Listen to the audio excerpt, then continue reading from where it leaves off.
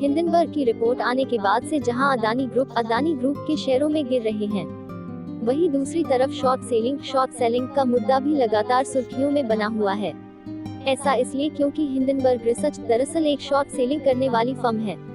आइए समझते हैं ये शॉर्ट सेलिंग क्या होती है और इससे हिंडनबर्ग को कैसे करोड़ों का फायदा हो रहा है।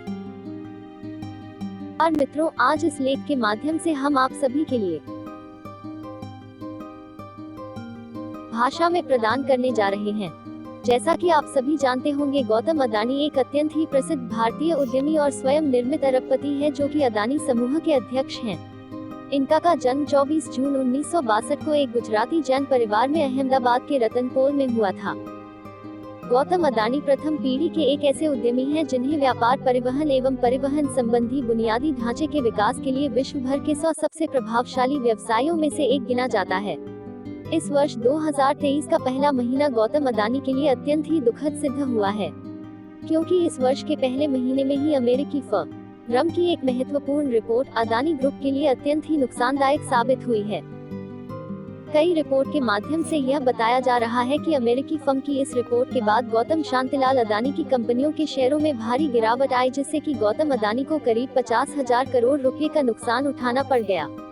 इसीलिए यदि आप इस विषय पर संपूर्ण जानकारी प्राप्त करना चाहते हैं तो इस लेख के द्वारा दी गई हिंडनबर्ग प्रारूप में डाउनलोड कर सकते हैं।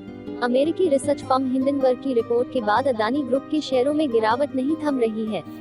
बुधवार 25 जनवरी से भी बड़ी गिरावट शुक्रवार 26 जनवरी को देखने को मिल रही है। अदानी ग्रुप के सभी शेयरों में बेचने की होड़ मच गई है।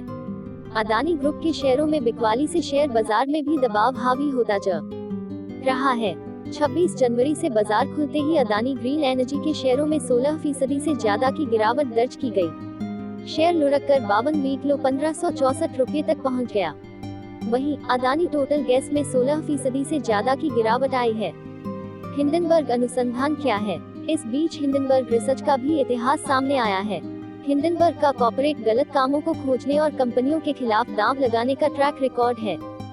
हिंडनबर्ग रिसर्च एक फोरेंसिक वित्तीय शोध फर्म है जो इक्विटी, क्रेडिट और डेरिवेटिव का विश्लेषण करती है। इसकी स्थापना साल 2017 में नाथन एंडरसन ने की है। फर्म ने दागे हैं 88 सवाल। हिंडनबर्ग रिसर्च की लेटेस्ट रिपोर्ट में अदानी ग्रुप से 88 सवाल किए गए हैं। इसी रिपोर्ट से भारतीय निवेशकों का सेंटीमेंट बदल गया। हालांकि अदानी ग्रुप की ओर से भी अमेरिकी रिसर्च फर्म हिंडनबर्ग को तगड़ा जवाब दिया गया है। रिपोर्ट को अदानी समूह ने बकवास करार दिया है। अदानी ग्रुप ने इस पूरी रिपोर्ट को खारिज किया है और इसे दुर्भावना से ग्रसित बताया है। अदानी समूह के सीईओ जोगेशिंदर सिंह ने कहा, हम हैरान हैं कि हिंडनबर्ग रिसर्च ने हमसे संपर्क करने या तथ्यात्मक मैट्रिक्स को सत्यापित करने का कोई प्रयास किए बिना 24 जनवरी 2023 को एक रिपोर्ट प्रकाशित की है। रिपोर्ट चुनिंदा गलत सूचनाओं और बासी, निराधार और बदनाम आरोपों का एक दुर्भावनापूर्ण संयोजन है, जिसे भारत के उच्चतम न्यायालयों द्वारा परीक्षण और खारिज कर दिया गया है। इसके अतिरिक्त अदानी ग्रुप अमेरिकी फर्म के खिलाफ कानूनी कार्रवाई पर भी विचार कर रहा है। अदानी के 7 शेयरों में भारी गिरावट। वहीं आज से अदानी एंटरप्राइजेस का एफपीओ ओपन हो गया है, लेकिन इससे पहले शेयर 6% से ज्यादा गिरकर एफपीओ प्राइस के करीब पहुंच गया।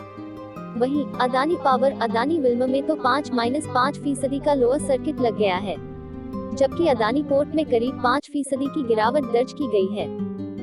दरअसल इससे पहले बुधवार को forensic financial research firm Hindenburg की रिपोर्ट की वजह से गौतम अदानी को 50,000 करोड़ रुपए का नुकसान हुआ था और आज उससे भी बड़ा नुकसान की आशंका है।